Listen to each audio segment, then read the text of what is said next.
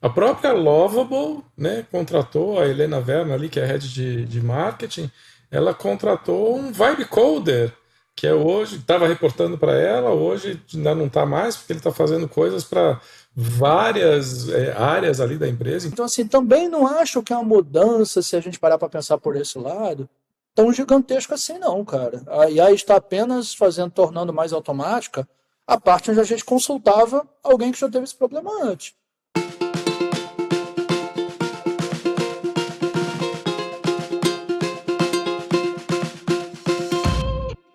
Olá, pessoal, estamos aqui em mais um episódio do Produto em Pauta, começando uma série nova aqui que a gente está chamando de Sem Filtros, né? A ideia é a gente falar sobre temas de produto de forma totalmente transparente, né? Sou o Joca aqui. Eu sou o Fábio. Eu sou o Paulo Caroli.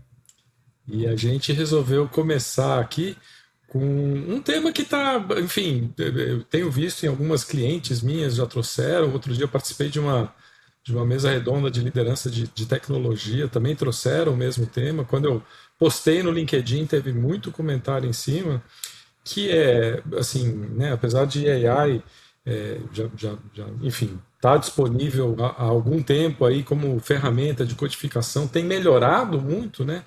Como ferramenta de codificação, geração de código, enfim, Lovable, Replit, curso, estava falando até um pouco sobre o cursor aqui antes. Muito time de engenharia, de desenvolvimento de produto em geral e de engenharia especificamente, tem sido bastante refratário, né, ao uso de ferramentas de AI.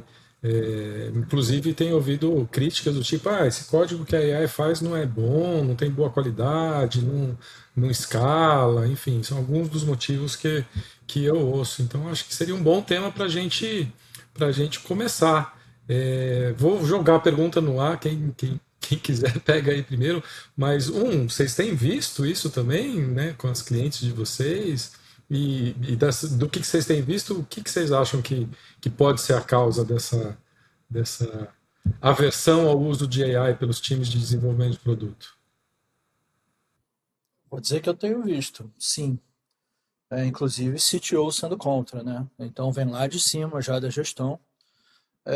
Cara, e a gente pode conversar sobre uma série, né, de possíveis causas. Não vai ser em uma resposta que a gente vai conseguir dar. Vamos destrinchar esse assunto, mas acho que tem um pouco a ver com a falta de entendimento do próprio papel da engenharia dentro de uma empresa. Boa, boa. É é interessante trazer isso, Fábio, porque aí a questão vai quem está usando qual ferramenta, né? Qual contexto, qual tamanho de empresa, a galera de tecnologia, a galera de não tecnologia que está agora, sabe, que nem a gente fazia o Shadow IT, agora é o Shadow Coding, Vibe Coding. E a minha percepção é que o mercado ainda está muito bagunçado, cara. É tudo muito Também. recente e na boa, falta processo, não tem processo, tá todo mundo experimentando ao mesmo tempo, entendeu? Tá uma bagunça, mas o poder das ferramentas é absurdo, tá? Cara, eu vou até mais longe. É legal você falar isso. O mercado está bagunçado pela velocidade da evolução da AI, beleza, Uhum. mas também porque está encontrando um solo muito bagunçado. Não era um solo, né, arado, bonitinho, onde cada um sabe o seu lugar e entende por quê. As pessoas estão. Eu ainda leio coisas no LinkedIn que me dão, sabe, uma certa preguiça, que é. Agora o Product Manager, ele não precisa mais se preocupar tanto com o código e como fazer as coisas. Tipo, cara, eu tenho 20 anos de carreira e nunca fiquei preocupado com isso na minha carreira inteira, né? Porra, cara, pelo amor de Deus, as pessoas até hoje não entenderam o que que produto faz e o que que engenharia faz, né? Ainda está em debate. Aí quando aparece a tecnologia nova, cai nesse caos, né? Onde já estava muito difuso os papéis, principalmente no Brasil, tá, galera? Lá nos Estados Unidos eu vejo um pouco diferente. E aí vem uma tecnologia nova num lugar difuso, onde está todo mundo ainda discutindo o básico. É claro que vai ser um caos danado. Cada um vai aplicar a tecnologia de um jeito completamente diferente do colega do lado, né? E aí vai demorar muito mais tempo para gerar um consenso.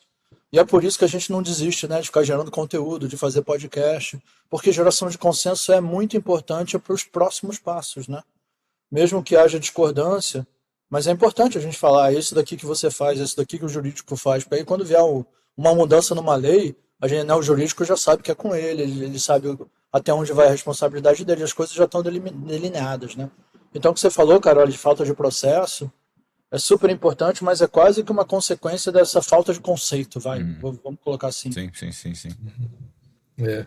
E sabe uma coisa curiosa, vocês trouxeram aí jurídico, né, outras áreas da empresa usando o Vibe Coding. Teve uma cliente minha que inclusive trouxe a seguinte frase: poxa, as outras áreas estão muito mais proativas em utilizar AI, né, no seu dia a dia do que a própria área de engenharia, que é a própria área de produto. Eu achei extremamente curioso isso, né? E acho que vai um pouco nisso que você falou, Fábio. É, que acho que é um equívoco de entendimento do papel da engenharia, né? Às vezes a engenharia, né, o desenvolvimento de produto, né, o pessoal desenvolvedor ali, se entende como o seu trabalho como sendo escrever código, né, produzir código que gere o produto. Quando, na verdade, escrever código é um veículo para a missão daquela função. A missão de engenharia, né, na verdade, a missão de todo o time de desenvolvimento de produto é resolver problemas. Eles estão ali para resolver problemas. Escrever código é uma maneira de fazer isso. Só que eu estou enxergando, com a evolução dessas ferramentas de AI, eu estou enxergando que escrever código vai virar uma coisa arcaica, né? Uma coisa que não se faz mais, né? Que não se fará mais, né? Poxa, as ferramentas vão escrever, né? As ferramentas de AI vão escrever código muito melhor do que humanos, né? Então, assim, só quem tem paixão pela arte daqui a 2, 3, 4 anos, quem tem paixão pela arte de escrever código ainda vai escrever código na mão, né? Todo mundo vai começar a utilizar a ferramenta, porque o papel, né, não só de engenharia como do time de desenvolvimento de produto, não é escrever código, é resolver problemas. Como? Criando produto, criando soluções. Quem precisa hoje, né, há 2 anos atrás, 1 ano atrás, precisava escrever código. Hoje em dia está precisando menos escrever código. Então acho que esse é uma mudança de mindset mesmo, de como encara o seu trabalho, né? A percepção do seu trabalho, do que é o seu trabalho, da missão do seu trabalho. Eu vejo muito por aí. Joca, mas tem 2 níveis ou 2 espaços muito, muito distintos, tá? Eu venho de consultoria, tá? Então eu ainda tenho muitos amigos em consultoria, tá? Aliás, não só na antiga Thoughtworks, como vários amigos em várias outras consultorias. Eu tenho falado com eles com frequência. O que eu percebo é que essa galera de consultoria, a gente pega muito projeto existente de empresa grande. Aí a gente está falando de código legado. E aí o ferramental é essencial, que facilitou muito a vida de entender o código legado, assim, e toda a complexidade. E o papel do engenheiro, ele não é somente entender o código, mas também pensar na arquitetura em vários outros quesitos relacionados a código, que são mega importantes e não são uma decisão de estalo. Né? Não é resolver um bug pequeno. Às vezes a decisão de arquitetura ela é grande, ela tem que ser tomada com uma estratégia um pouco maior, uma estratégia de engenharia um pouco maior. Tá? E essa ainda não pode ser delegada, ela pode ser conversada, tá? Mas não completamente delegada. Aí, especialmente time grande, legado antigo, que envolve várias coisas, mistura o antigo com o novo. Agora, o outro lado da moeda é o novo, esse já é diferente. Entendeu? Esse aí já tem um pessoal com uma outra percepção sobre as ferramentas. Tá? Eu acho que são dois campos que ainda estão separados. Não sei se no futuro vai ficar mais próximo. E outro ponto que eu queria trazer é que depende de quem tu conversa. Quando eu estou numa empresa fim, sim, a galera de engenharia tem mais receio, mais cuidado. Agora, quando eu estou nas consultorias, cara, essa galera de engenharia está pé no acelerador, porque são eles que levam a mudança para as empresas novas, entendeu? Então eu vejo bem diferente 2 estilos de engenheiro no mercado. Um que está testando e criando um monte de coisa nova, criando e usando tudo que nem, né, desbravando tudo, e outro que está mais, opa, peraí, não é assim. Tá muito interessante esse momento, tá? Eu tô impressionado com... Mas é que a gente está falando aqui de uma coisa que é... Né, quando eu né, me formei em engenheiro de computação e fui lá estudar marketing, tem uma coisa que você aprende no marketing que é lei, né, do mercado, que é alguma hora, circunstância e um ambiente que torna o produto, vou chamar primeiro de produto, mas depois a gente vai entrar na engenharia, um sucesso, né? Alguma coisa que bota o mercado na tua direção, vai mudar em algum momento lá fora e o mercado vai em outra direção. E você vai precisar de capacidade de adaptação, ou tua empresa vai morrer. assim, é um negócio que, né, quando a gente fala lei como se não é exatamente uma lei tipo a da física, que a gente sabe quando vai acontecer, mas você sabe historicamente que isso acontece, né? Nenhum mercado fica estagnado durante muito tempo, porque exatamente pela evolução tecnológica. Né? Um exemplo clássico que alguns dos velhos aqui viveram foi quando surgiu o CD e aí acabou com o vinil, depois surgiu a música digital e acabou com o CD. As gravadoras ficaram perdidas um bom tempo e ainda estão, né? Ainda estão. O modelo está completamente agora desfacelado de música, está tendo um problema grande até de remuneração dos músicos. A maioria não está mais ganhando nenhum dinheiro, que os modelos se perderam aí no meio dessas evoluções todas. Mas foi engraçado que as gravadoras, o reflexo delas, foi ir contra o pessoal que pirateava a música, né? Quando surgiu a música digital e MP3. Não, vou processar todo mundo, ninguém pode mais ter música e tal. Mas aquilo ali foi só uma mudança tecnológica que antes aquela música tinha que estar cristalizada num negócio físico que eu sou obrigado a comprar na loja, e de repente houve uma mudança que tornou essa música copiável infinitamente em meios digitais. A indústria fez o quê? Nada, não soube como lidar com isso, né, a princípio. E precisou uma empresa sueca lá, Spotify, para tentar organizar junto com a Apple, né? A Apple também, antes da Spotify, já estava tentando organizar isso num determinado modelo de compra individual, depois Spotify com modelo de assinatura, e ainda assim nenhum dos dois modelos é muito bom para a indústria, ainda estão tentando descobrir. Mas por que pegou todo mundo de calça curta? Porque existe uma certa empáfia, né, das pessoas de acharem que o que está dando certo ontem vai continuar dando certo amanhã. Né? E eu estou falando isso muito nesse contexto nosso aqui, nós somos caras de produto, né? A gente sabe que isso não é verdade, né? A gente sabe que a capacidade de adaptação é o que torna um produto, é o que faz com que ele tenha sucesso, né? A gente tem que continuar estudando o mercado e muitas vezes é assim que eu defino, né, o trabalho de produto. Eu não estou aqui para ser o gênio que dá as melhores ideias, eu estou aqui para ser o cara que olha para fora e antecipa as tsunamis que vão vir do mercado para a empresa poder estar pronta. Porque se eu não fizer isso, ninguém vai fazer, não é a engenharia que vai fazer isso, né? O CEO muitas vezes não consegue fazer isso porque está muito em operações aqui internas. Então você precisa de gente olhando para fora, estudando o ambiente, obsessivamente, vendo o número no dashboardzinho ali do Google Analytics e tal, para poder entender, cara, para onde que está indo o mercado, tá?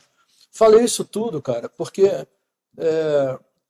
é importante a gente entender que quando a gente fala de mudanças, né, no mundo da engenharia, a gente está falando de um processo absolutamente natural e que todo mundo sabia o que ia acontecer. Né, eu estudei, né, com o Carol, engenharia de computação, né, o Joca também, somos todos engenheiros aqui. Então a gente aprendeu a porrada de porquês, né, olha, né, é assim que uma linguagem de programação funciona, tem um loop, tem uma condição, tem não sei o que lá. E eu lembro, até em um emprego lá que eu estava, né, eu era o PM, ensinei para um engenheiro o que era semáforo, né, que eram 3 condições que podiam acontecer em qualquer ordem. E o cara estava quebrando a cabeça, se enrolando inteiro para implementar. Eu falei, isso daí é um semáforo. Aí eu pensei, caramba, eu sou engenheiro pra caramba, né? Eu sei, eu lembro dos conceitos e tal, né? Mas a gente aprende os porquês, mas eu lembro, pelo menos no nosso curso aí da PUC, né? Imagino que o ITA seja a mesma coisa, né, Joca? Os caras não estavam nem aí pra sintaxe das linguagens, não era isso que eles ensinavam, né? Ensinavam lógica, assim, sintaxe, bicho, qualquer uma, sei lá, vai existir outras 30 linguagens novas. E aí, quando você estuda a história da linguagem de programação, e uma linguagem vai sempre construir em cima da de baixo, né? Então você vai aumentando o nível de abstração até uma linguagem com muito pouca coisa escrita fazer muitas coisas, né? Que é exatamente o que a LM chegou, que é eu escrevo em inglês, por favor, faz aí um produto de calendário. Eu nem digo que feature que é, sei lá. E aí a IA sai adivinhando que nem uma doida lá e muitas vezes ela acerta, né? Ou seja, a gente chegou agora num outro nível de abstração um pouquinho mais alto, que é conversar em inglês ou em português com a nossa IA. Cara, quando eu estudei nos anos 90 computação, os professores já diziam que isso ia acontecer. Né? Eu comecei a programar em Assembly quando era criança. E, né, programamos na faculdade plaquinha, né, com Assembly. Então a linguagem da máquina de bits, né? Esse bit vai para essa perninha desse chip aqui. Legal, bacana. Aí depois você vai construindo em cima até chegar, né, C, altíssimo nível, né, C. Depois alguma coisa muito melhor que C, né, e por aí vai. Então, assim, sempre se soube que a linguagem de programação, o que ela almeja, né, o que as pessoas que geram ciência de linguagem de programação almejavam, chegar num nível de abstração tão alto que você conversa em linguagem natural com a máquina. Isso se fala 50, 60 anos. Uhum. Então, assim, o que está acontecendo agora não é surpresa e é o que todo mundo sempre quis. Tá? Eu só queria dar esse contexto todo porque, assim, qual é a minha leitura da resistência? As pessoas que encaravam que saber codar era um privilégio e, na verdade, atuavam como gatekeeper na empresa. Ou seja, eu sei muito de tecnologia, você não sabe nada, então eu vou me dar o direito de dizer que não, de barrar o que você está afim de fazer, porque só eu que sei fazer, eu tenho esse privilégio, eu tenho essa primazia e você que se vire. Né? E eu já vi isso dando consultoria por aí, como né, um cara que vem de fora para trabalhar em empresas muito maiores, de ter uns arquitetos lá, chama o arquiteto, o cara olha assim, não, isso daqui não pode ser feito, e vai embora, e dane-se. Assim, eu pensando, cara, como é que o cara recebe um salário e ele acha que o papel dele é dizer não para os projetos da empresa? Né? Não faz nenhum sentido, a empresa está pagando ele para tornar possível, né, as ideias. Para dizer não, não precisa pagar. Né? Chegou o faxineiro lá de graça e falou assim, eu não sei fazer isso não também. Então, bem, beleza. Cara, por que eu pago pra caramba pro arquiteto, engenheiro, não sei o quê? Porque o cara deveria saber fazer, né? Deveria dar um jeito, né? Falar assim, interessante esse problema. Deixa eu pesquisar, né? Vamos lá, né? É para isso que ele é pago, né? E eu acho que o mercado ele foi ficando viciado desses caras, tá? Eu sei que vocês estão rindo, né? Porque eu tô dando coisa. Mas eu tô bem cuidado de contextualizar tô adorando. por que eu acho isso, tá, gente? Não estou com nenhuma birra, né? Com nenhum engenheiro específico, tá? Não estou aqui desabafando nada. Eu só estou falando historicamente. Eu acho que o pessoal não entendeu que isso ia acontecer. E tem muita gente que montou nesse privilégio do conhecimento, né? Que é o do mecânico de automóvel, né?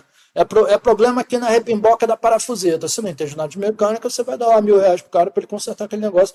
E você torce para o que ele falou, né? Tá certo. Porque tomara que meu carro ande no final. Eu acho que acho que a resistência vem um pouco, não apenas disso, tá? Mas acho que isso é um assunto que tem que ser levantado, cara.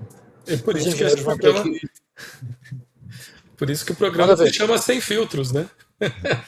Muito bom, Fábio. Tô morrendo de rir aqui, cara. Eu já fui arquiteto de software, tá me segurando aqui. Você dizia não? Não, tem arquitetos e arquitetos, mas eu também era aquele arquiteto chato que falava, arquiteto tem que estar codando, tem que estar metendo a mão, entendeu? Tem arquitetos e arquitetos também, mas eu entendo o techniquez às vezes afasta. Eu não estou esculachando uma classe, né, gente? Eu estou esculachando uma mentalidade, tá? Eu sei. Pode ser apropriada por gente de qualquer classe profissionais, né? Exato. E eu acho que agora o pessoal da engenharia que estava se apropriando desta mentalidade está quebrando a cara. Mas acho que é por falta de estudo, né, da história da computação. Os caras não codavam, mas sem entender a história do código, o que é um código, né, qual é a evolução desse código e tal. E é um pouco dessa... uma certa empáfia, né? Do cara gostar de ser gatekeeper, né, da tecnologia. Falar, não, só eu que sei fazer, então eu que decido tudo e eu tenho controle absoluto sobre tudo. Aí quando você fala, não, mas você não vai mais ter o controle absoluto, né? Uma IA, ela vai começar a tomar as decisões por você. O cara, não consigo lidar com isso, né? Ô Fábio, legal que tu contou a história da computação, cara. Tu falou que não é surpresa. Tá, não é surpresa, mas é surpreendente, cara. Não, quando assim, aparece, a gente sempre toma um susto. O salto é absurdo, cara. Ontem, tu sabe, né? Eu instalei o curso, cara. Ontem eu passei o dia no curso, assim. É surpreendente, cara. Eu era dev antes, assim. É outro mundo, cara. É muito doido. Foi um salto absurdo. Cara. É uma mudança de patamar, né? Uma mudança de patamar enorme, assim. É grande. E assim, mas eu queria levantar um ponto que assim, é uma mudança de patamar da nossa experiência, né? Que eu também, né? Tô vibe codando aqui. E é muito doido, meus prompts são horrorosos, sabe? Eu mando 2 frases às vezes, assim, eu não tenho muito saco, né? De, não, vou fazer um Claude MD e tal, não sei o quê. Mas isso é um experimento meu, né, galera? Eu também não estou em ambientes técnicos e de cliente, é mais para mim mesmo. Então, assim, eu vou testando, né? Qual é o mínimo prompt que eu consigo fazer que aí ainda me ajuda? E realmente dá para ser bem mínimo e dependendo do que você precisa, a IA entende o que eu quero e ela gera um monte de coisa, né? Mas qual é uma coisa interessante, sei lá, que eu penso nisso do ponto de vista bem filosófico? Cara, todo mundo que codou, eles foram ver melhores práticas em algum lugar, certo? Tem ciência aí da computação, então ou é livro científico, né, que a gente vai estudar lá os primeiros caras, né, que criaram as linguagens de computação, então tem uma série de princípios ali, de boas práticas para tal. Ou então o cara, quando inventa uma linguagem fortemente tipada, é para isso, é para aquilo. Então tem conhecimento para caramba disso daí. Boa, boa parte, vamos chamar assim, dos engenheiros, nem sabe muito bem, né? Ter essa carga inteira de conhecimento na hora de escolher uma linguagem. O cara acaba indo mais na prática mesmo, tá codando, entende que aquela biblioteca funciona daquele jeito e tal, traz e vai embora. E tem outra parte desse conhecimento, então, que é, caramba, que biblioteca que faz leitura de QR Code, sei lá. Cara, o que a gente ia fazer antes? Pô, dá uma olhada lá no Stack Overflow, dá uma olhada em algum fórum, vai pergunta para os amigos. Né? Eu estagiei, meu único emprego de programador na minha vida foi em 92 como estagiário da IBM. Né? Foi a única vez que eu realmente programei. E era lá a linguagem muito parecida com COBOL, assim, baixíssimo nível, né? Eu lembro que uma das coisas que eu tive que fazer foi implementar na mão um array, né? Baseado em string e ficar lendo contando os bytes de uma string para fingir que aquilo é um array porque eu precisava e não tinha array na linguagem e tal. Então, assim, um negócio de baixíssimo nível que foi a única vez ali que eu programei. E, cara, lá na IBM tinha fóruns internos maiores do que a Usenet da internet na época que ainda estava nascendo. Os fóruns internos da IBM eram milhares ou milhões de entradas ali sobre qualquer assunto que você quisesse. Então, qualquer dúvida que eu tinha da linguagem, eu entrava no fórum e tipicamente o inventor da linguagem me respondia. E ficava tudo lá em arquivo. Então você fazia lá uma busca, claro que as buscas não eram tão sofisticadas, e você achava um monte de problemas que já tinham sido resolvidos anteriormente, né? Putz, né? Hoje estamos em 2026, eu continuo falando a frase, não é a primeira vez que a gente encontra esse problema, né? Eu falo isso muito para as minhas equipes, né? Esse problema não é inédito, né? Vamos procurar quem já resolveu. O que a IA está fazendo é ler desses lugares e trazer de mão beijada para a gente. Antes a gente demorava mais. Então também, né, é interessante botar isso nessa perspectiva.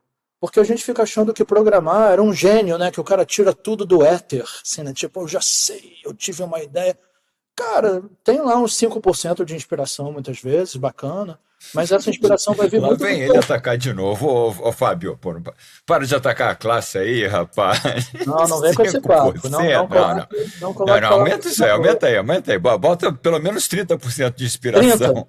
fechou. Eu fecho em 30. Eu fecho em 30. Porque tem 70% que vai vir de repertório prévio, cara, sabe? E a IA vai te ajudar nesse repertório prévio. Então, assim, também não acho que é uma mudança, se a gente parar para pensar por esse lado, tão gigantesco assim, não, cara. A IA está apenas tornando mais automática a parte onde a gente consultava alguém que já teve esse É. problema antes. Mas você Eu está já falando conheci da IA engenheiro que não agora, cara. consultava nada. Esses caras A AI eram está lerdos, eram um evoluindo. saco. Desculpa, fala. A AI está evoluindo, cara. Você está falando dela agora.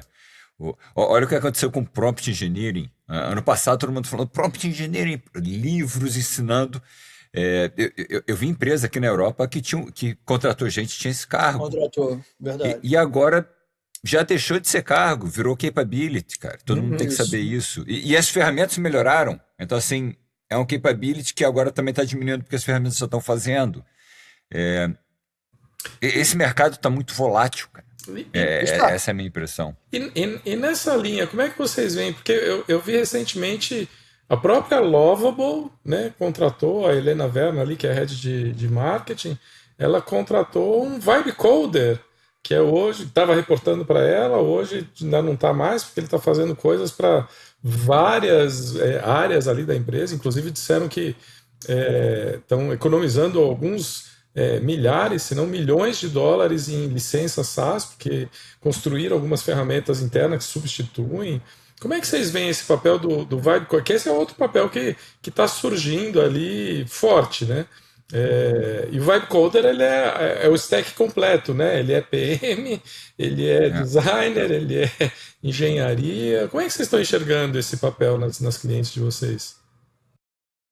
Olha, com esse nome eu acho bobagem, porque o que eu tenho feito já nos meus clientes é colocar ou PM ou designer para fazer isso, tá? Então, assim, eu pelo menos não senti necessidade, vai falando da bobagem, sei lá, né? Pelo menos nos contextos onde eu olhei, eu não senti essa necessidade, não. Eu achei muito mais legal virar pro PM e pilhar o cara. Falar assim, cara, faz essa parte aqui você, né? Deixa a engenharia fazer de repente o back-end, vamos fazer o front aqui dentro do nosso puxadinho de produto, porque o front meio que dá na mesma, a gente vai ter que testar um monte de coisa, né? Melhor. E tem um lugar que eu estou fazendo isso que a empresa não tem designer.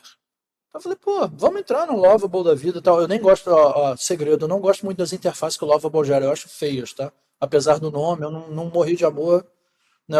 Tem outros, né, outros caras que acham que geram interfaces mais bonitinhas, tá? Mas de qualquer forma, assim, entra lá no Lovable da vida, qualquer ferramenta dessa, e vamos gerar o front lá. Depois a gente pensa, né? Se pegar, se o sistema funcionar, se a gente fizer as funcionalidades, né, serem provadas, né? Se o pessoal usar e a gente sentir que tá bom, aí bota um designer a bordo e a gente desenha direitinho, depois a gente vê, né? De repente bota até um front-end, ou talvez não, ou talvez manda o Figma né, para a inteligência artificial para ela poder reconstruir o front. Porque cá entre nós, mas isso vem de uma mentalidade que é um pouco. Eu me dou essa liberdade como, né? Esse cliente específico eu sou CPTO, né? Uhum. Então eu estou decidindo tecnologias. Então eu me dou a liberdade de falar alto algo que, sei lá, tem gente que pode não querer falar. E o Joca já começa a rir, né? Que lá vem coisa de que assim, front pra mim, dane-se o front, né? Dane-se o código do front, cara, dane-se mesmo. A não ser que meu produto tenha milhões de usuários e aí tem muita coisa na tela, tal. Mas eu tô falando aqui do produto B2B com poucos, sabe, um punhado de usuários bem específicos, não tem 38 menus na tela, cada tela faz coisas bem específicas. Tudo bem se o código do front eu não tiver muito controle sobre o que ele faz, entendeu? Para mim é muito mais importante o front ter fidelidade visual quando eu tiver algum design, né? De ser gostoso de usar, de ser legal, de ser responsivo, de os menus estão bem organizados, de o cara quando está usando, o usuário quando está usando, ele não tem dúvida de como fazer a operação, não interessa o quão complicado essa operação vai ser, aquela tela está ajudando ele. É isso que me importa, né? Se eu usei a última biblioteca do Vue, do Next, do React, cara, Ó, o sinceramente, Fábio pro front, puxando a sardinha pro lado de design e produto, hein, Fábio? Tô só te vendo, hein, cara? Eu tô com a bandeira da engenharia aqui, ó. sair defendendo aí, porque na minha cabeça o que faz o produto ter sucesso ou não não é É, o sim, código, sim, tá? sim, Assim, sim. eu É, acho isso ponto pacífico. Com sim. certeza, Bom, com tá certeza. bom. Mas o código quebra o produto, hein? Olha no passado, olha aí, olha quantos produtos a gente não quebrou da engenharia, que não escalou, que não pegou Tem uma que ter... galera boa, Mas, cara, olha essa, entendeu? Que fez esse, vibe code, MVP e não soube crescer depois. Vou mas defender esse agora, vou papo é defender. ótimo, cara. Esse papo é ótimo. Eu trabalhei em alguns lugares grandes, né? Você também, né? Então não quero ficar falando muito dar nome aos bois, né? Mas quando eu estava lá na Europa, trabalhando em empresas mundiais mesmo, vendendo para tudo quanto é país e tal, o que mais tinha lá era código legado, que no momento que alguém fez, há 5 anos atrás, era o estado da arte. Hoje é uma Sim, macarronada que ninguém tem sim. coragem de botar a É, mão naquilo e xinga toda vez que tem que mexer naquele lugar, né? todo código é assim, né, cara? Então, assim, códigos ficam obsoletos, bicho. A gente super valoriza a qualidade de código, cara. E isso eu tô falando que isso para mim sim foi uma surpresa, né? Vindo da Não, ciência de engenharia de computação, eu achava que a gente botava um código no ar e depois só fazia a sustentação, lembra, né? Que né, essa não. era a Mas utopia. aí depende do que você chama de qualidade de código. Qualidade de Ah, código, para mim, é um código flexível que vai evoluir e seja fácil de substituir, mudar e refatorar e fazer tudo que for. Isso, para mim, é qualidade de código, entendeu? não, perfeito, caralho. Não é coisa Sim, estática. ou Mas seja, sim, é uma coisa, mas é o que uma a gente coisa estudou mais era bem mais estático. pensada e mais cara do que o que a É, galera está chamando de sim, qualidade de sim, código, que sim. é, eu tirei os pontos e vírgulas do JavaScript, porque Né? aí eu passei um lint, sei lá, sabe, alguma bobagem dessa. É, e aí, de repente, não, agora é tudo microserviço, isso é qualidade. Não, agora é monolito. Né? Agora, aí você vê, cara, vai mudando os paradigmas do mercado assim, ó, né? Ao sabor do vento, sinceramente. Não tem Que muito era o sabor do motivo. vento, Fábio. Foi toda uma evolução, cara. Antes não dava para fazer Antes era monolito, microserviço, não depois tinha ficou Docker, não tinha cliente-servidor. nada, era super difícil, cara. Aí que foi Cara, evoluindo tudo, ficou mais fácil, ficou. eu vou te falar que a separação entre back e front, né, a gente já viveu década suficiente para ser a mesma coisa, separa, virou a mesma coisa, separa, virou a mesma coisa de novo e agora está separado de novo. E é por isso que a gente chama de sem filtro, né? Porque a gente está É, falando tudo sem filtro tá muito mesmo. Nunca bom mais isso. ninguém me convida aqui. Não, Muito ó, bom. Não, tá muito bom. Ó, mas voltando à pergunta do Joca aí, do Vibe Coder, né, que deu exemplo. Uhum. Joca, eu gosto de que isso está em voga agora, tá? Não interessa o nome do cargo, se é Vibe Coder, se é designer, que não sei o quê. Eu gosto que tem alguém ou alguém responsável para decidir o que fazer mais importante do que fazer, tá? Aliás, não é nem que eu gosto, eu amo. Até a história do Lovable. O Lovable vem daquele artigo Minimal Lovable Lovable. Product, que é o MVP. Tá? Que todo mundo fala, o MVP tem que ser lovable, tem que ser. Então, eu amo isso, porque tem nas organizações ou alguém que fala, cara, tira dessa ideia etérea aí de que a gente vai fazer um negócio enorme, não sei o quê. Por onde a gente começa, por onde a gente vai? Eu acho que isso é essencial em todas as organizações. Não sei o nome que isso vai ter, tá? Mas que isso é essencial quanto mais agora com esse mundo de AI que construir ficou mais fácil. Então, decidir o que construir ficou muito mais importante. Não sei se vai ser o cargo de uma pessoa ou se vai ser a mudança cultural que a gente vai ter, que isso não vai pertencer mais a engenharia ou produto, sabe? Mas essa mudança cultural, ela é grande, já está acontecendo e essa eu acho que veio para ficar. A decisão vai ser mais importante do que a codificação. Talvez até a IA, o curso e as coisas da vida, eles evoluam por esse lado, tá? Hoje eles ainda estão muito do lado do código. Sem Estou dúvida. pagando para ver onde vai parar tudo isso. Sem dúvida. Aí a pergunta que surge, né, dessa conversa será que os papéis, né, produto, design, engenharia, continuam existindo da forma né, que a gente sempre viu, essas três, né, o produto vindo com um olhar mais de negócio, de resolver o problema da cliente de uma maneira que gera impacto para o negócio, o design, né, preocupado em fazer um produto que seja bom de utilizar, que a pessoa entenda, né, o produto, e engenharia garantindo ali que o produto está sendo entregue, né, numa qualidade satisfatória, numa performance satisfatória, usando as tecnologias que fazem mais sentido. Vocês veem uma evolução desses papéis? Assim, eu estou falando o papel mais Uhum. estratégico, né, de cada uma dessas funções. Não o papel escrever PRD, escrever backlog, isso aí vai para AI. Desenhar a tela, Isso né, vai. no design, isso aí vai para AI. Escrever código também, isso vai para AI. Mas tem um papel mais estratégico de cada uma dessas funções, de produto, engenharia, design, que eu ainda vejo como sendo papéis separados, que acho que é legal Uhum. vir, né, legal no sentido, é importante vir perspectivas diferentes e cada um se preocupar com um aspecto diferente na construção do produto. Mas, enfim, como é que vocês veem isso? Cara, isso daí para mim depende muito de duas coisas: área de conhecimento e quantidade de pessoas hora que você precisa de um profissional fazendo aquilo, tá? O que eu normalmente falo para a galera assim, não, deixa eu trazer para esse assunto específico. Então, não, o gerente de produto vai virar vibe coder. Eu pensando, olha, eu sempre trabalhei 40 horas semanais. Assim, eu não sei de onde a galera vai tirar tempo para ficar fazendo vibe code também, entendeu? Então, assim, por mais que eu incentive, falo, pô, legal, faz aqui. Como eu falei para vocês, é um laboratório que eu estou fazendo. Mas eu tenho certeza que em certos momentos eu não posso depender que o meu produteiro faça o vibe coding de alguma coisa, porque o cara vai precisar estar entrevistando o usuário lá em Roraima, sei lá, cara. Né? Depende dos momentos. E eu acho que esse é um ponto muito crucial, né?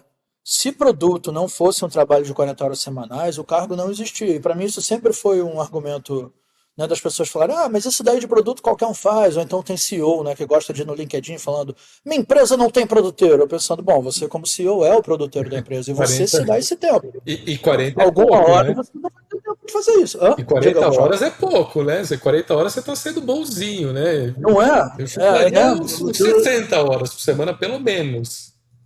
Finge que a gente não faz hora extra, né? É isso mesmo, cara, né? Então eu vejo as empresas falando assim, não, eu não preciso de gerente de produto, pensando, bom, essa carga está espalhada pela empresa por um monte de pessoas hora aí que estão invisíveis, enquanto você bate no peito falando, eu sou um revolucionário, eu não precisei. Você não precisa do cargo, mas você precisa desse trabalho sendo feito de qualquer jeito. Você pode não ter o cargo se você não quiser, não tem problema. Mas o trabalho tem que ser feito. E ou o trabalho está sendo feito por outras pessoas sobrecarregadas, ou o trabalho está sendo feito por pessoas que estão deixando de fazer outras coisas, ou o trabalho não está sendo bem feito, né? Está sendo feito nas coxas. Porque é alguém com pouco tempo que dedica ali alguma coisinha e tal. Né? E eu vejo algumas empresas assim, né? Essas empresas. Teve uma empresa uma vez que eu estava lá, muito, muito early start, E eu falei para os caras, vocês não precisam de mim hoje, sinceramente, né? Que o escopo está meio fechado, é muito mais ficar tocando com engenharia. Então, é gerência de projeto agora, sinceramente, aí eu nem tenho muito, né? Não quero ficar trabalhando só de gerente de projeto. Mas vocês vão sentir muito a minha falta daqui a uns 6 meses, tá? Qualquer coisa eu tô aqui, né? Porque é assim que funciona, né, cara? Porque no começo o CEO tá com todas as ideias, né? Vai tocando com a engenharia, tá tudo certo, né? Realmente não precisa de produto, né? O cara leu em algum manual que tinha que ter um produteiro. Eu falei, cara, você não precisa, tá tudo certo, tá tudo bem. Não tô ofendido, né? Tá tudo maravilhoso. Eu economizo o meu salário. Agora, você vai entender quando que você vai precisar de mim, entendeu? Quando a empresa estiver em plena operação, quando você botar esse negócio no ar, você não vai ter tempo mais de fazer isso, cara. Esquece. E você não vai ter outras pessoas pegando horas livres para fazer, porque vai dar um trabalho desgraçado. A pessoa vai ter que estar de olho no mercado o tempo inteiro, vai ter que estar olhando o dashboard o tempo inteiro, vai ter que entender o comportamento das pessoas o tempo inteiro, né? Ah, não, eu vou delegar isso para AI. Aí eu acho complicado. Porque eu vou falar agora de produto especificamente, mas acho que o design é exatamente o mesmo problema. Que é, por que produto precisa existir com 40 horas semanais, ou 60, ou 80? Porque o mercado lá fora não para de mudar. As pessoas, né, não vou falar mercado, as pessoas lá fora não param de mudar. O que deu certo até aqui não é o que vai dar certo daqui em diante. Não porque a gente ficou burro, mas porque o mercado vai mudar. As pessoas vão mudar, as necessidades vão mudar. A AI não vai conseguir detectar isso, cara, porque a AI ela é um mecanismo de inferências a partir da literatura do passado. E é muito difícil eu acreditar ali, aí agora, né, me permitam ser cético, assim. Eu não acho que lendo um monte de documentos do passado eu vou conseguir prever o futuro, né, cara? Não é assim que funciona. Fábio, tu tá falando da AI hoje, cara. Não esquece que ela vai Não, evoluir. Ela mas vai eu tô falando surpreender a de como gente. funciona uma LLM. Sim, sim, Eu dou um sim, corpo, sim. sacou? Hoje. Isso. Não, tudo bem. Show. Vai Né? Mas evoluir, cara. Vai surpreender a gente. aí eu não sou expert, né, de para onde que iria, tá? Mas as inferências hoje de uma Sim, sim, sim. LLM, É do passado. quando ela tenta adivinhar, ela quebra a cara, né? Tá, aí começa as Mas, alucinações cara, e tal, tá né? Então, mudando muito rápido. mas eu tenho visto gente falando assim, AI, faça uma análise do mercado. Cara, Vamos assistir esse episódio de novo daqui a 2 anos. tudo bem, ele Ó, pode mas, Joca, evolucionar, mas eu tô falando, voltando a. em fevereiro de 2026, você discordaria? Sim, tá. Né? Assistimos, vai lá, tá, nota pessoal, assisti em 2028 esse episódio. Mas, Joca, voltando à tua pergunta do cargo, né? Produto, engenharia e design. Cara, eu não vou tentar acertar que cargo vai ter no futuro, que eu acho impossível, que eu acho que vão surgir muitos cargos, os cargos vão misturar. As habilidades acho que vão existir, vão continuar existindo. Tá? Isso é sombra de dúvida. É até interessante, quando eu olho nós três aqui, eu sei o passado de cada um de nós. Por isso que às vezes não, peraí, não fala mal de engenharia. Aí o Fábio defende design. Esses vieses, eles existem nas pessoas. Tá? É onde você teve a tua carreira. E é bom pessoas com vieses diferentes, independente do cargo. Agora, eu vou te contar uma história de snowboard. Eu tô aqui no inverno de Madrid, vou fazer snowboard com meu filho. Tá? Eu pratico snowboard há um tempão, eu consigo ir com o pé esquerdo para frente e o pé direito. Tá? Mas quando você vai pegar a tábua de snowboard, você tem que decidir qual pé você vai botar na frente, porque você mexe um pouquinho nela. Quando as pessoas estão aprendendo, sabe como você decide se a pessoa vai com o esquerdo ou direito na frente? Você não pergunta qual pé tu bota primeiro, esquerdo ou direito. Tu dá um empurrãozinho e tu vê se a pessoa bota o esquerdo ou direito, dali tu decide. É a mesma coisa, por mais que tenha gente que é mais produto ou engenharia, eu faço os dois, não tem, cara. Todo mundo tem um viés mais forte. Tu empurra e descobre. Eu acho que isso vai continuar existindo. Os vieses são importantes. Capability vai ser super importante, né? Se você faz snowboard, cara, é bom você aprender a descer com as duas básicas, aí você não toma um tombo quando você estiver mudando de direção. O mesmo na nossa área. Não interessa se era mais engenharia, era mais produto ou design, tu vai ter que desenvolver habilidade para ir de ponta, de costas, de todos os lados. Mas os viés, eles vão continuar e ter empresas grandes importantes, ter pessoas com vieses diferentes, acho que vai ser muito importante para decidir os produtos do futuro. Com certeza.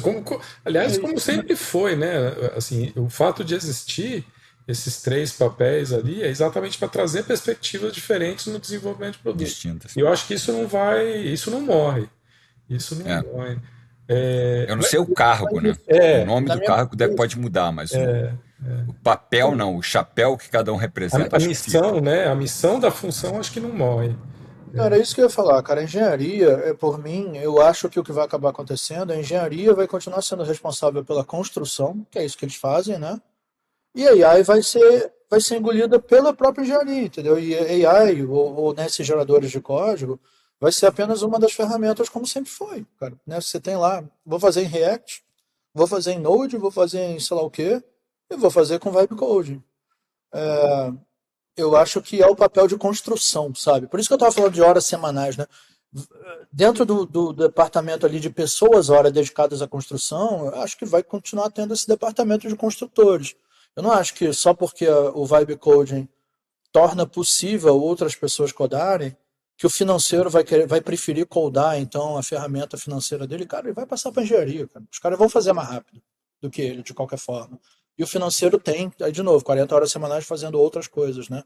Ele não vai criar magicamente o tempo para ficar fazendo manutenção num produto. É. Então essa é a minha profetada, assim, acho que é isso que vai acontecer, tá? Agora, ao invés de profetar, vamos tentar ver se a gente consegue ajudar esses times, né, que estão com essas resistências. O que que a gente poderia recomendar para as lideranças desses times, né, para, claro, liderança que queira fazer esse movimento. Você mesmo trouxe, Fábio, tem liderança que não quer, mas as lideranças que entendem que esse é um movimento importante, mas que estão sentindo essa dificuldade, né, na empresa, como foi o caso daquela cliente minha que falou, não, as outras áreas estão adotando AI, mas o produto não está adotando AI. Como é que, enfim, que conselhos que a gente poderia dar para essas lideranças para motivar a utilização de AI, de utilizar as ferramentas, enfim, o poder todo que elas podem trazer no dia a dia, nas missões, né, dessas funções. Ô, Joca, essas perguntas me perguntavam muito da Lean Inception. Cara, olha, como é que eu convenço aqui meu chefe a fazer Lean Inception? Falei, cara, o jeito mais fácil é falar, ó, a concorrência está usando e está indo bem. Eu daria essa resposta, entendeu? Essa é A boa. concorrência tá usando e está indo bem. É isso, cara. Não, Essa não é boa. tem. Tu vai ser o Tem um, único que não vai usar, cara. Tem que olhar o mercado, é produto, você tem que ver por onde está indo o mercado. Tem eu ia um falar, outro caminho que eu às vezes recomendo, assim, totalmente comando e controle aqui, mas no bom sentido. Inclusive, é baseado numa frase que eu ouvi certa vez que eu achei muito interessante, que às vezes você precisa ser um tirano para promover a colaboração ou para promover a evolução. Às vezes você tem que impor. Às vezes você tem que Um impor, ditador olha, do bem, né? daqui para frente a gente vai ter que utilizar, essa é a forma de operar. Eu Joca, falo isso até porque, enfim, é um exemplo que eu dou às vezes. Teve uma época na Local Web ali, 2006, 2007, que a gente tomou a decisão ali, diretoria tomou a decisão, cara, a gente vai virar para Agile e vai virar e acabou, assim. A gente entende que essa é uma maneira melhor da gente desenvolver software, né, comparado com o que a gente tem hoje, e vai ser assim. E o que aconteceu? A gente tinha lá, sei lá, 40 e tantas pessoas engenheiras, umas 5 ou 6 pediram para sair, falando, não, eu não quero praticar isso aqui, eu não quero compartilhar meu código, e faz parte, faz parte do processo da mudança, mas às vezes a gente tem que impor a mudança. É um papel da liderança, é um direito que ela tem. Eu sei que a maioria das vezes, né, a liderança é aquela coisa de conquistar, de provar e tal, mas às vezes a gente tem que impor uma mudança porque ela é necessária, né? E ela pode ter algumas consequências como essa. A gente pode perder 10, 15% da equipe por causa dessa mudança, mas a longo prazo ela vai ser extremamente benéfica. ô, Joca, você está sendo elegante falando às vezes, eu acho que não tem outro jeito, tem que ser imposta, por causa do. E aí eu vou explicar o porquê. Porque existe todo um incentivo em qualquer empresa para as pessoas serem conservadoras. E esse incentivo é, se eu continuar fazendo exatamente aquilo que eu já faço bem, eu continuo ganhando meu salário. E talvez eu ganhe até uma promoção no final do ano. Quando alguém chega e fala assim, agora é vibe coding, né? Aí de repente eu sou engenheiro, eu falo, puta, mas agora, né? Eu tenho todo o meu conhecimento aqui na linguagem e tal, e aí agora qualquer um vai saber, o cara vai sentir aquele conhecimento ameaçado, né? Ele vai. E o cara vai. O que ele vai acabar fazendo? Eu vou contra. Porque se ninguém usar vibe coding e continuar usando o meu conhecimento, o meu emprego está garantido. E isso não é culpa do cara. Atenção. Esse é o sistema de incentivos de um ambiente de emprego. E então existe uma coisa que a gente. Primeiro, a gente tem que ter consciência disso, tá? Ninguém trabalha porque tá afim, a gente trabalha porque paga boleto. E as pessoas têm medo de não pagar o boleto no mês que vem, e o medo é um incentivo muito mais poderoso do que a empolgação com uma tecnologia nova, tal. Esquece isso, né? Ninguém tá afim de fazer nada novo. O cara tá afim de continuar fazendo mais do mesmo para poder garantir o salário dele. Então, tem duas coisas que uma liderança tem que fazer. Uma, verificar se a estrutura de incentivo não está cristalizando demais o progresso.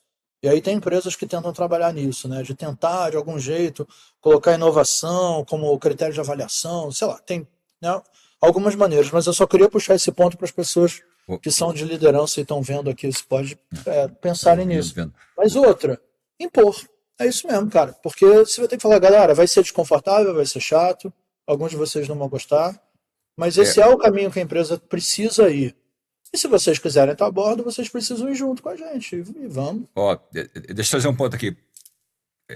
Eu passo muita liderança. Impor é difícil. Impor é fácil quando você sabe exatamente o caminho. Que eu vou falar, por aqui me segue. Mas o problema atual de AI, que a alta liderança não sabe exatamente o caminho. Não sabe. E eu vou voltar, por exemplo, do Joca de alocar o Web para Ágil 2006, até porque, né, como eu levei a Fotoworks para o Brasil, eu sei que a Localweb foi o primeiro cliente pagante da Fotoworks lá em 2009, né, Joca? Isso aí. E eu sei que vocês fizeram essa transição bem, mas a maioria das empresas que eu estava em 2006, 2007, 2008 fazendo transição para ágil, o que eles faziam? Ferramental, que é o jeito mais fácil. Né? Vou botar giro em tudo, vamos instalar isso aqui.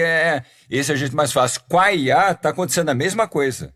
A liderança fala, eu preciso que seja, pago licença do Copilot disso para todo mundo e está resolvido. Não está, não. Tem que ser pelo resultado que você busca, não pelo ferramental. Então é difícil tá nos sapatos do pessoal da liderança, porque vem vendedor e te fala, cara, aqui, ó, vou te ajudar, ó. É só instalar tudo isso aí que tu virou AI. E não é isso, não. E é aí que tá todo mundo se quebrando. Mas o difícil é para a liderança, mas como é que eu decido por onde ir? Aí que vem o papo de alinhamento estratégico, toda essa bagunça que eu passo nas organizações e digo, ó, é difícil pra caramba. Eu passo nas organizações, falam, não, cara, a gente quer IA, não sei o que, bonito a frase, mas quando tu vai um pouquinho abaixo, mas o que isso representa? Não está claro. Por isso que é difícil impor, entendeu? Cara, eu tenho duas ideias aqui que eu vou deixar então pra galera, pra gente sair da filosofia, entrar na prática. Uma que é uma ideia bem óbvia, tá? Mas tem empresas que estão fazendo isso com sucesso. Já você fazer um hackathon legal dentro da empresa só para coisas vibe coded, sabe? Dá um prêmio legal. Tipo, faz lá, né, aquela movimentação. Mas, gente, a hackathon é de verdade, tá? O que eu chamo de hackathon de verdade, hackathon fake, aquele hackathon que você faz, dá prêmio, dá PlayStation, compra pizza, 48 horas podando, e absolutamente nada daquele hackathon nunca vai para produção. Tá? Eu já vivi isso muitas vezes, cara, aí não adianta nada, tá? Então a questão é, vamos fazer um hackathon, e aí as melhores ideias efetivamente deveriam ver a luz do dia, deveriam ser deployadas, né? E aí a empresa vai na prática, tá fomentando, né, entre os pares ali, os colaboradores, essa cultura de, cara, você tá com uma ideia legal, quer tirar do papel, beleza, vamos fazer vibe code, e se for legal essa ideia, a gente ainda vai dar uma moral e vamos botar em produção esse negócio, vamos botar no mercado, vamos ver o que acontece. É uma maneira de você fazer a mentalidade, pelo menos, né, ir oxigenando a empresa, tá? E outra coisa, sendo muito específico, uma coisa que eu estou fazendo nesse lugar que eu sou CPTO, eu peguei o front, né, para pegar o mesmo exemplo aí, tá, gente? O front, ele vai ser feito integralmente por AI, isso é uma decisão técnica, tá? E o back integralmente por seres humanos.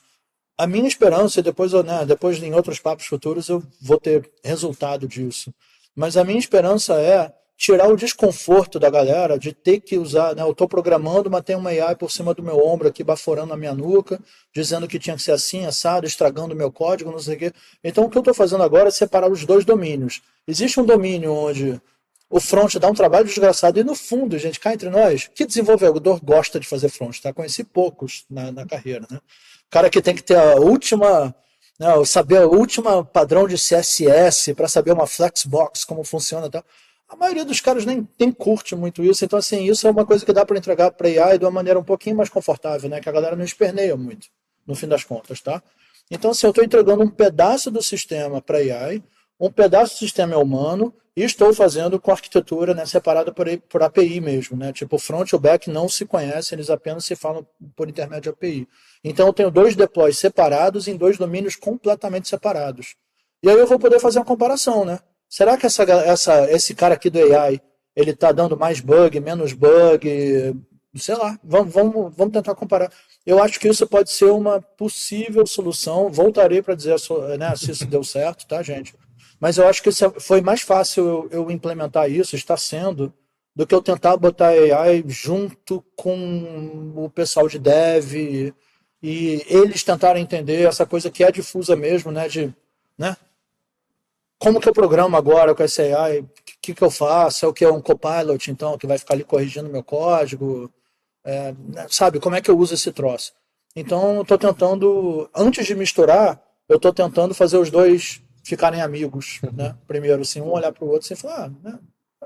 Olha, um sistema subiu que um pedaço é AI e outro pedaço é humano, olha que legal, está funcionando, tá? Então, essa pode ser uma ideia. Bem legal, bem legal. Boas ideias. Esse de hackathon eu usava antes da AI generativa, ali na Lopes, a gente chamava de hackatai, né, para fazer um joguinho de palavra ali com AI. Mas boas dicas. Para adicionar, tem mais 2 que eu, inclusive, na verdade, aprendi com clientes minhas. Uma delas enfim, uma empresa razoavelmente grande ali, tinha uma equipe de mais de, sei lá, 700, 800 pessoas engenheiras ali, uma empresa bem grande mesmo. E aí a pessoa CTO e a diretora ali de tecnologia, elas setavam um exemplo, elas passavam o fim de semana vibe codando, criando, enfim, coisas bacanas ali para, enfim, necessidade do hobby, ou, enfim, da casa e tal. E chegava na segunda-feira e contava para todo mundo, cara, você não sabe o que eu fiz esse fim de semana, eu usei a ferramenta X, foi super legal, olha o app que eu fiz e tal. Então é uma maneira de criar enfim, animação com o tema, eu achei super bacana. E uma outra cliente, então uma é setar exemplo, né? Liderança setar exemplo. E uma outra cliente fez um negócio muito bacana, que é uma cliente que tem código muito antigo, de 30 e tantos anos de idade, né? E uma coisa que acontecia muito era o pessoal de negócios, ali, de produto, falando, pô, mas e no código, se acontecer isso, como é que vai? Para onde que vai? Né? Sempre perguntas complexas que os desenvolvedores não sabiam, porque os desenvolvedores, aquilo era código legado, foi escrito por quem já nem estava mais na empresa. Né? Então o que eles colocaram é uma IA para entender todo o código e essa IA passar a responder. Né? Então isso foi uma maneira de mostrar tanto para engenharia como para produto como para design, mesmo que a IA não estivesse mexendo no código ainda, mas como a IA tira um burden, né, tira uma carga cognitiva pesada ali do pessoal de engenharia, que se não fosse isso tinha que parar, olhar o código, entender, não, se entrar isso vai acontecer aquilo. Não precisa mais, a IA resolve isso sem mexer no código, mas a IA, né, traz esse conhecimento. Então, enfim, tem algumas maneiras, a gente falou aí de algumas maneiras aí que acho que podem ser úteis, né? Ó, não vou me segurar aqui para falar de inovação, porque o hackathon eu acho ele muito legal para inovação disruptiva. Galera, pode ter ideia aí, vamos embora. E o que dá certo, a gente tenta dar ideia para o resultado, tá? Testou várias ideias, não deixa morrer no domingo e vê dessas, alimenta para ver qual vai virar resultado da empresa lá para frente. Essa é ótimo para a inovação disruptiva. Agora tem inovação adjacente. Essa é o oposto. Essa não é no fim de semana, essa é no dia a dia. Mas para essa tem que decidir, vem cá, qual o resultado que a gente está buscando? E aí, dado esse resultado, que ideias a gente tem que testar? Tá? As duas são importantes. Sim. E as duas têm estilo, processo distinto.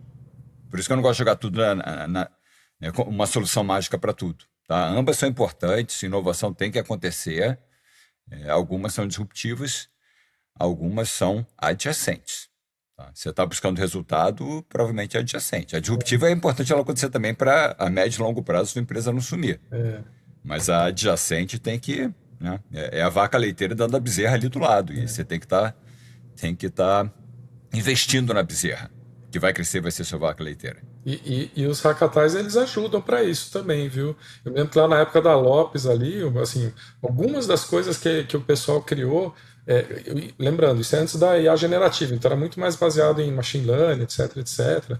Mas eram coisas do tipo avaliar a qualidade de imagem e melhorar a qualidade da imagem das fotos dos imóveis. Então é totalmente adjacente ali. Outra, né, perceber na base de todas as transações que teve ali na Lopes, ver os anúncios atuais e entender quais que são pichincha, né, são ofertas super interessantes, estão num bom preço. Então, enfim, são tudo coisas adjacentes ali, mas usando AI, né, usando machine learning, data science e tal, para gerar esses insights. Poxa, mas acho que a gente cobriu bastante coisa aqui, hein? Acho que a gente trouxe uns insights legais aqui. Não sei se vocês têm Eu dei algum. boas risadas. Eu dei também. E o Fábio personificou mesmo a nova série aqui do Sem Filtro, né? Muito bom, excelente, excelente. Você não Conta o precisava nome nem das dizer que tá empresas, sem Fábio. filtro, né? Já é meu normal. Desculpa aí, gente. Depois a gente pode fazer um podcast assim, produto neurodivergente, né? Com pessoas que não têm filtro Tem filtro, normalmente. Naturalmente não tem filtro. exatamente. Muito bom, muito bom. É, muito Mas bom. beleza, fechamos mais um episódio então. Poxa, muito obrigado por assistir. Fala aí o que você quer que a gente converse sem filtro, né? Utilizar o sem filtro do Fábio aqui, o Paulo e eu, a gente é um pouquinho mais comportado, mas Vocês são elegantes. elegante, adorei, adorei. Um levanta, um saca, outro levanta e outro corta. Pronto. É isso aí, muito bom. E é isso, nos vemos no próximo episódio. Valeu, pessoal. Beleza. Valeu, Valeu. pessoal.